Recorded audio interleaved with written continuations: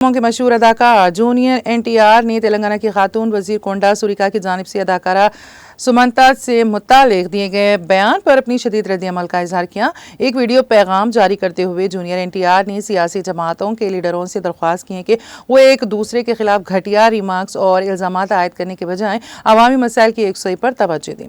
अदाकार ने कहा कि सियासी लीडरों के दरमियान एक दूसरे के खिलाफ इल्जामात और जवाबी इल्जामात आयद करना एक आम बात है, लेकिन किसी को शख्सी तौर पर तनकीद का निशाना बनाना या किसी की इज्जत को तार तार करना घटिया हरकत है।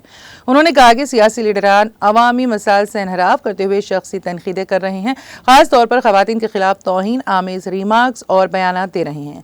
ये समाज के लिए मुनासिब नहीं है, क्योंकि हमारी तहजीब खवातीन का एहतराम करती हैं और इज्जत की निगाह से देखती हैं। एक खातून की जानिब से दूसरी खातून की तौहीन अच्छी बात नहीं है, ये हमारी तहजीब नहीं है, इसलिए नई नस्ल इससे गलत पैगाम चाहेगा। उन्होंने कहा कि मैं ये बात मुतासरा खानदान के एक फर्द की हैसियत से नहीं, बल्कि एक शौहर, एक बाप और एक भाई की हैसियत से कर रहा हूँ, क्योंकि मुझे इस वाक़े से काफ़ी दिली तकलीफ पहुँची है।